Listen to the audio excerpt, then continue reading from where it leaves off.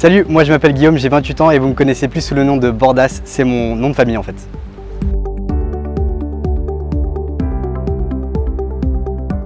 Alors je me suis lancé sur TikTok, c'était en fin d'année 2019, c'était au moment des Energy Music Awards parce que je travaille en parallèle sur Energy et donc on était en partenariat avec TikTok et donc c'est comme ça que je me suis lancé, ça a tout de suite pris et ensuite pendant le confinement il y a eu une deuxième vague de vidéos que j'ai faites avec mon père et ma famille et là c'est vraiment parti, on faisait des 4 millions de vues etc.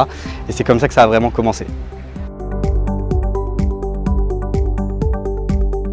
Alors moi la difficulté ça va être plutôt de mixer mon travail avec les réseaux et les vidéos. Vu que je travaille sur Energy et que je suis en émission avec Koé tous les jours du lundi au vendredi, du coup je dois vraiment bosser sur l'émission jusqu'à 20 h puisque l'émission se termine à 20 h en direct. Et ensuite une fois que je suis rentré chez moi après 20 h, il y a une deuxième journée qui commence où là je vais plutôt travailler les vidéos, bosser sur mes partenariats, mes collabs et mes différents projets.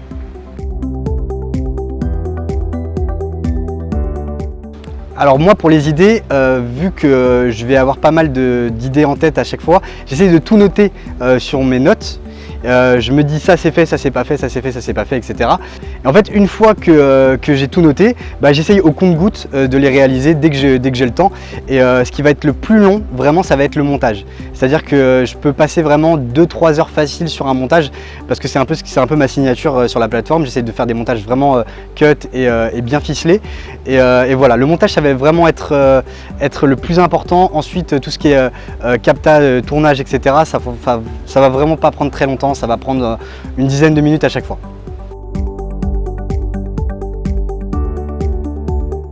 Alors quand une marque me contacte, j'essaie toujours de proposer un panel d'idées en fonction de la demande du client, forcément, puisque c'est pas toujours les mêmes attentes. Donc j'essaie de trouver de développer plusieurs idées afin que la marque puisse sélectionner celle qui lui plaît le plus. C'est toujours mieux d'arriver avec plusieurs idées qu'une seule en ayant une idée fixe. Voilà. Comme ça au moins on peut montrer à la marque qu'on a plusieurs idées en tête et évidemment on se réadapte en fonction de ce qu'elle veut.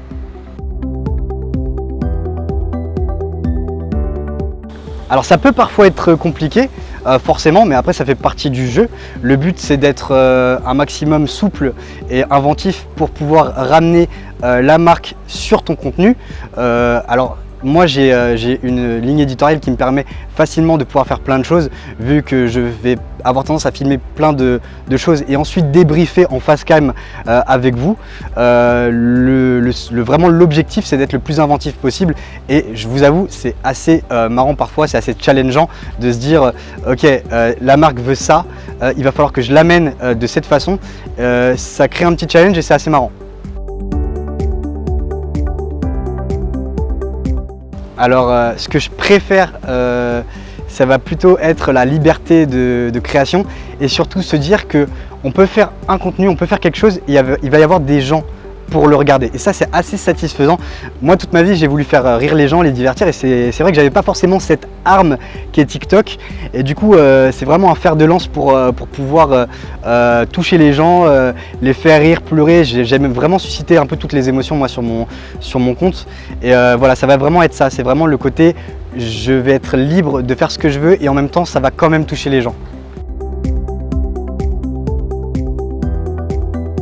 Là je viens déjà de commencer, donc je me suis lancé sur YouTube il y a quelques mois maintenant, sur YouTube Shorts. Du coup j'ai réexploité mes TikTok et je les ai rendus shortsisables, je sais pas si ça se dit mais voilà, j'essaye de les réexploiter, de rajouter une petite colorimétrie un peu différente, une petite signature qui va être plus identifiable à YouTube et surtout j'essaye d'être très régulier, c'est un peu le leitmotiv je crois sur les réseaux, il faut vraiment être régulier, se réinventer constamment.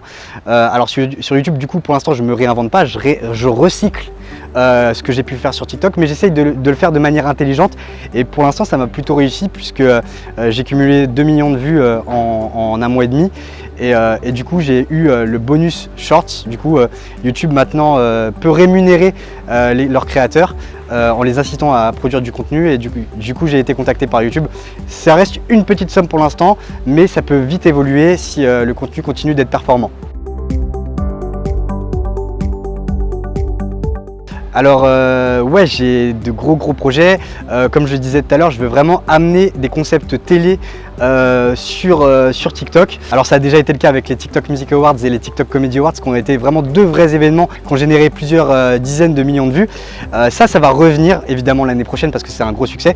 Mais je ne sais pas si je peux le dire là, mais il va y avoir d'autres concepts très puissants, notamment dans lesquels des TikTokers vont devoir trouver l'amour. J'en dis pas plus, mais ça va être très cool.